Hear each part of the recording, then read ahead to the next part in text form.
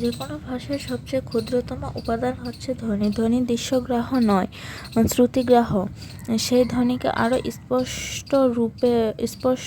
স্পষ্ট করে রূপ দেওয়ার জন্য বর্ণের সৃষ্টি হয়েছে। যেহেতু বর্ণ ধ্বনির প্রতিনিধিত্ব করে, সেহেতু ধ্বনির সাথে বর্ণের মিল থাকার কথা ছিল, কিন্তু বাস্তবে তা দেখা যায় না। পৃথিবীর সব ভাষায় ধ্বনি সাথে বর্ণের সমতা নেই।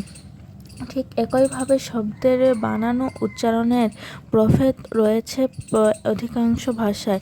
বাংলা ভাষাও এর ব্যতিক্রম নয়। ইংরেজি, ফরাসি, জার্মানি ও ডাচ ভাষায় রয়েছে। ইংরেজিতে এ দিয়ে কখনো বোঝানো হয় অ, নট, আ, ডাভ ও মুভ ইত্যাদি ধ্বনিকে। ফরাসি ভাষায় ই, উ ইত্যাদি স্বরবর্ণগুলো বিভিন্ন প্রতিবেশ বিভিন্ন ধ্বনির দ্যোতক।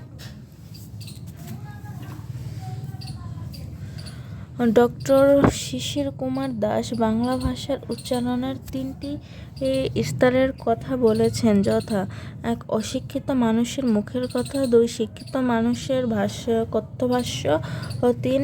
আনুষ্ঠানিক ভাষা।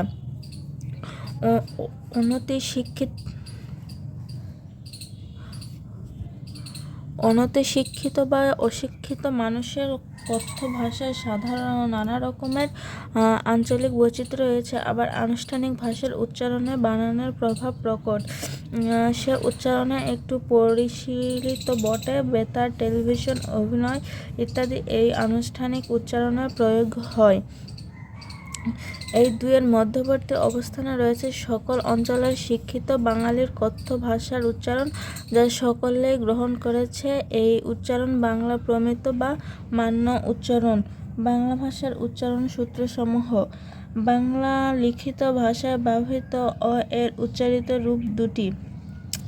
একটি অ অর্ধবিবৃত স্বরধ্বনি, অন্যটি উ বা উ কারের মতো, যেমন অত, অত, শত, শত, কত, কত, মত, মত, শব্দ, শব্দ, বর্তমান, বর্তমান ইত্যাদি। এখানে প্রতিটি শব্দের অদ্য অ এর উচ্চারণ অবিকৃত ও অর্ধবিকৃত স্বরধ্বনি। কিন্তু ধরুন ধুরুন, অরুণ, অরুণ, বারুণ, বরুণ, তরুণ, তরুণ কিংবা অতি, অতি, যদি, যদি, পাতি, পতি, পুতি, সতি, সুতি, নদী, নদী, অদ্য, অদ্য, গদ্য, গদ্য, পক্ষ, পক্ষ, বক্ষ, বক্ষ,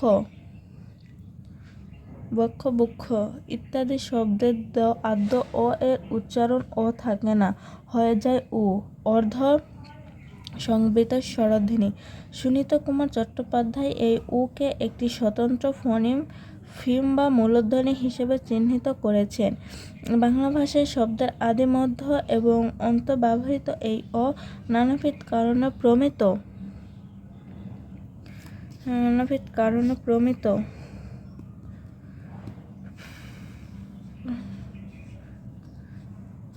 প্রমিত বা মানসম্মত উচ্চারণের সংকোচ বিধান হেতু কখনো পূর্ণ ও কার, অর্ধ ও কার ধ্বনি ও কার সংস্পর্শযুক্ত আলতোভাবে উচ্চারিত হয়, সর্বত্র হয় না। হয় বিশেষ বিশেষ ক্ষেত্রে বিশেষ কারণে শব্দের আদ্য, মধ্য এবং অন্ত অ এর ওকার রূপ বা উকারের মতো উচ্চারিত হওয়ার কতিপয় সূত্রের উল্লেখ করা যেতে পারে। ব্যঞ্জন বর্ণের উচ্চারণ। বাংলা ব্যঞ্জন বর্ণ উচ্চারণের সমস্যা নানাবিধ। তার মধ্যে প্রধান সমস্যা হচ্ছে উচ্চারিত ধ্বনি একটি কিন্তু লেখার বর্ণ প্রতীক একাধিক, যেমন ম, নিঃস্বর, জ, জ, ত, তৎ, ন মধ্যাহ্ন এবং তালব্য পাঠকাঠ্যের মধ্যাহ্ন শত আছে। এরপরে আছে যুক্ত ব্যঞ্জন বর্ণের বিচিত্র উচ্চারণ সমস্যা। আমরা সংক্ষিপ্তভাবে যেসব ব্যঞ্জন বর্ণের উচ্চারণে এবং লিখিত প্রতীকে পার্থক্য হেতু সমস্যা সৃষ্টি হয়, সেসব বর্ণ নিয়েই আলোচনা করা হয়।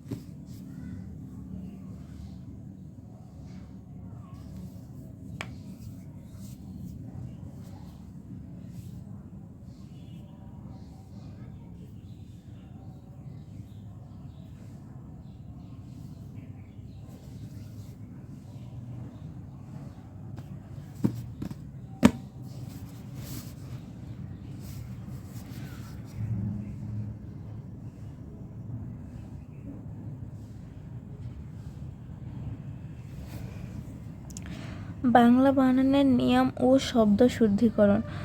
আমাদের বাংলা বানান বেশ জটিল। আমাদের বর্ণমালার এমন কতকগুলো ধ্বনি রয়েছে যাদের উচ্চারিত রূপ এক ও অভিন্ন, তাই লিখতে গেলে ভুল হওয়ার সম্ভাবনা বেশি।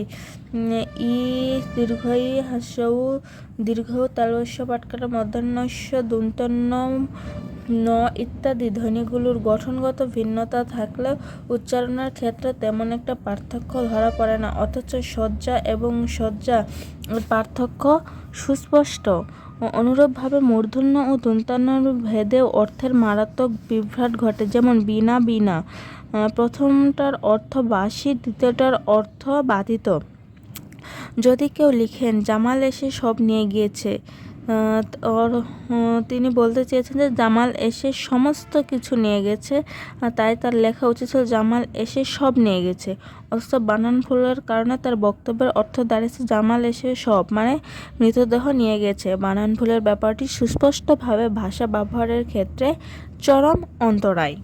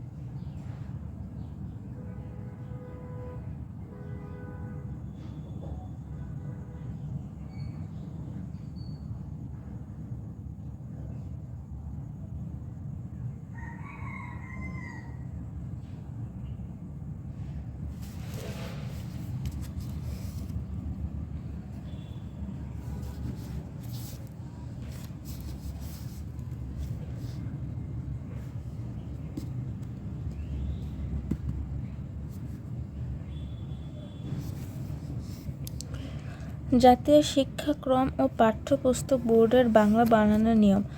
বাংলা বানানে ইকার ব্যবহারের নিয়ম।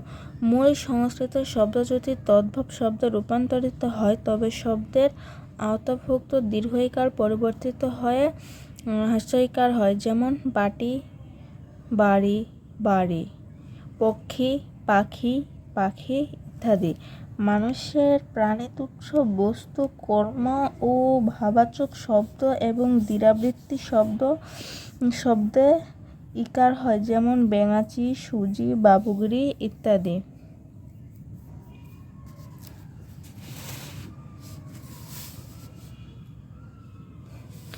স্ত্রীবাচক তৎসম শব্দের শেষে ইকার হয়। যেমন কাকি, চাচি, নানি, বৌদি ইত্যাদি।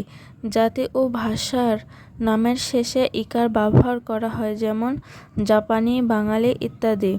তা প্রত্যয় যুক্ত হলে পদান্তের দীর্ঘ ইকার হ্রস্ব ইকার পরিবর্তিত হয়। যেমন সহযোগী যোগ তা সহযোগিতা, প্রতিযোগী যোগ তা প্রতিযোগিতা, প্রতিদ্বন্দ্বী যোগ তা প্রতিদ্বন্দ্বিতা ইত্যাদি।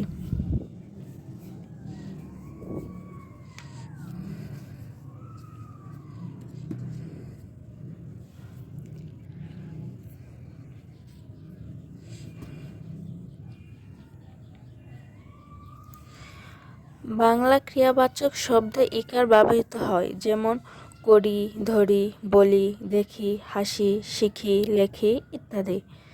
নি প্রত্যয় যুক্ত হলে পদান্তের দীর্ঘ ইকার হ্রস্ব ইকার পরিবর্তিত হয়। যেমন দুঃখী প্লাস নি, দুঃখিনী, বিজয়ী প্লাস নি, বিজয়িনী ইত্যাদি।